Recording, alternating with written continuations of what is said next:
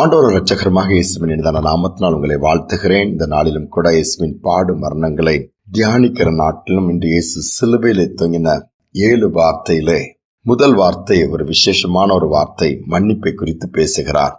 அதை நாம் நம்முடைய தியானத்திற்காக நான் வாசிக்கிறேன். லூக்கா எழுதின சுவிசேஷம் 23ஆம் அதிகாரம் 34ஆம் வசனத்தின் முதற் பகுதி சொல்லுகிறது, அப்பொழுது இயேசு, பிதாவே, இவர்களுக்கு மன்னியும், தாங்கள் செய்கிறது இன்னதென்று அறியாதிருக்கிறார்களே என்றார். எப்பொழுது இயேசுவை காட்டிக் கொடுத்த நேரத்திலிருந்து அவருக்கு விரோதமாய் ஜனங்கள் எழும்பி பிரதான ஆசாரியர், மூப்பர்கள் என எல்லாரும் ரோம போர்ச்சைகள் அவரை படுத்தின பாடுக்கு அளவே கிடையாது. அவரை வீதிகளெல்லாம் இழுத்து அவமானப்படுத்தி அடித்து முள்முடியை வைத்து சரீரங்கள் எல்லாம் கிழிக்கப்பட்டு இருக்கிறது. இரவெல்லாம் விசாரணை என்று சொல்லி அங்குமிங்கும் அலைக்கழிக்கப்படுகிறார். அப்புறம் அடுத்து வீதிகள் வெளியே இழுக்கப்பட்டு அந்த குறிப்பிட்ட இடத்திற்கு வந்து சிலுவையில் அறைந்து தொங்க விடுகிறார்கள். கரங்களில் கால்களில் ஆணிகள் ரத்தம் அடிந்து கொண்டிருக்கிறது. பரிதாபமான ஒரு சூழ்நிலையில் எல்லாம் எதிராக இருக்கும் பொழுது அந்த ஜனக்கூட்டத்தை பார்க்கிறார்.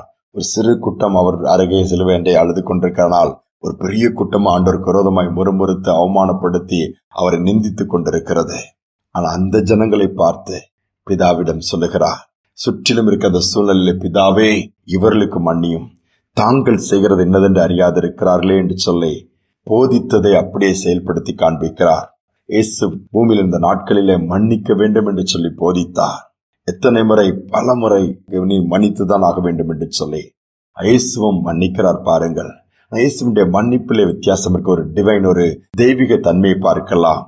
எல்லோரும் மன்னிப்பு கேட்டால் மன்னிப்போம், ஆனால் யாரும் மன்னிப்பு கேட்கவில்லை, செய்த தவறை உணரவில்லை. ஆனால் இயேசுவே முன்பாகவே அவர்களை மன்னிக்கிறார்.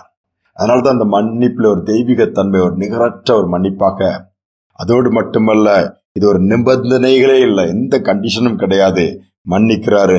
ஒரு நிரந்தரமான மன்னிப்பை ஜனங்களுக்கு அந்த இடத்துல ஏற்படுத்தி கொடுக்கும்படியா பிதாவிடம் வேண்டுகிறார். நம்முடைய சுபாவங்கள் எப்படி இருக்கு கொஞ்சம் யோசித்து பாருங்களா.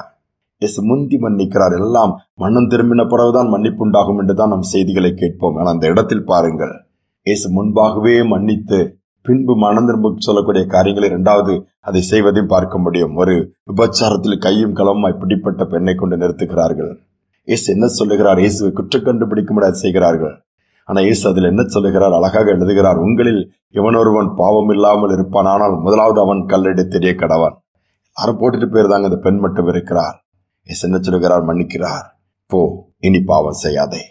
யோசித்து பாருங்கள், இயேசு போய் எந்த ஒரு மற்ற காரியங்கள் பேசவில்லை. நான் உன்னை மன்னித்து விட்டேன், ஆனால் இனி பாவம் செய்யாதே, மனம் திரும்ப என்று சொல்லுகிறார். நம்முடைய வாழ்க்கையில சிலர் எப்படி மன்னிப்பு கேட்டா கூட மன்னிக்க மாட்டாங்க.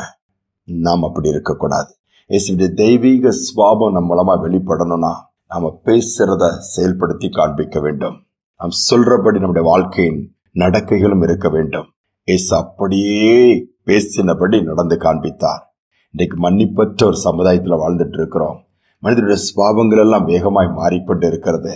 இன்னைக்கு உறவுகளிலே விரிசல்கள், இருதயங்களிலே காயங்கள், மனதிலே வேதனைகள், சொல்லிக்கொண்டே போகலாம். இந்த நாட்கள்ல இந்த வார்த்தையை தியானிக்கும் பொழுது இயேசு அப்படிப்பட்ட ஒரு சூழ்நிலையிலே சிலுவையிலே தொங்கிக் கொண்டிருக்கும் பொழுது எவ்வளவு வேதனைகள், இந்த வேதனைகள், பிரச்சனைகள் வரும் பொழுது டென்ஷன்ல நாம் என்ன பண்ணுகிறோம்? மன்னிக்க மாட்டோம், சபிப்போம், பழி வாங்குவோம் என்று சொல்லுவோம். உங்களுக்கு தெரியும், ஒரிசா மாநிலத்துல, ஆஸ்திரேலியா தேசத்திலிருந்து வந்த அந்த குடும்பம் குஷ்டரோகிகள் மத்தியிலே திருப்பணி செய்து வந்தது. கொடிய மனிதர்கள் அந்த வாகனத்தோடு அந்த மனிதரையும் அந்த 2 பிள்ளைகளையும் தீவிட்டு கொளுத்தினார்கள். அதில் அப்படியே துடித்து மரித்தார்கள். மனைவி என்ன பதில் சொன்னார்கள்? அதற்கு ரிப்போர்ட்டர்ஸ் கேட்கும் போது, அவளுக்கு என்ன தண்டனை வாங்கி கொடுக்க போகிறீர்கள்? அவள் சொன்னார்கள், நான் எந்த தண்டனையும் வாங்கி கொடுக்க போவதில்லை, அவர்களை நான் மனதார மன்னித்து விட்டேன். ஏசு அவர்களையும் நேசிக்கிறார். சொல்ல முடியுமா? மற்ற மற்ற மனிதர்களிடத்தில் நான் பழி வாங்காமல் விட மாட்டேன், நான் நீதி கிடைக்கும் வரை போராடுவேன் சொல்லுவார்கள். அவள் ஆண்டவருடைய பணியை செய்கிறவர்கள். இயேசுவின் சுபாவம் அவர்களுக்குள் இருந்தபடினாலே இயேசுவை போல அவள் செய்கிறது இன்னதென்று அறியாதிருக்கிறார்கள். அவளுக்கு மன்னியும் என்று சொல்லி ஆண்டவரை கேட்கிற அளவு காரியங்களை பேசினார்கள். அதை நாம் பார்த்தோம். நம்முடைய வாழ்க்கை இந்த வார்த்தையை கேட்கும் பொழுது நாம் மன்னிக்கிறவர்களா இருக்கிறோமா? நாம் மற்றவர்களுக்கு மன்னிப்போமானால் நம்முடைய குற்றங்களை கர்த்தர் நமக்கு மன்னிப்பார்.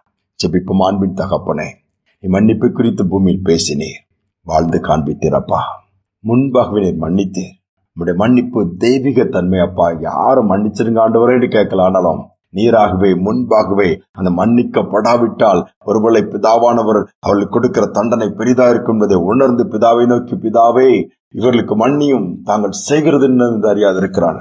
அப்படிப்பட்ட இருதயத்தை நீர் காண்பித்திருப்ப, அதனுடைய உணர்வுகளை காண்பித்தீர். நாங்களும் அநேக நேரத்தில் மன்னிக்க மறுக்கிறோம், அல்லது மன்னிக்க முடியாது என்று சொல்கிறோம், அல்லது பல விதத்தில் நம்முடைய சுபாவத்தை வெளிப்படுத்தாமல் வாழ்ந்து கொண்டிருக்கிறோம். இந்த நாளிலும் கூட இதை கேட்கிற பிள்ளைகள் ஒருவேளை யார் மேலால் கசப்புகள், வெறுப்புகள் இருக்குமானால், பழி வாங்க வேண்டும் என்று இருக்குமானால், அந்த நினைவுகள் மாறி மன்னித்து மறந்து உம்மை மகிமைப்படுத்த உதவி செய்வீராக.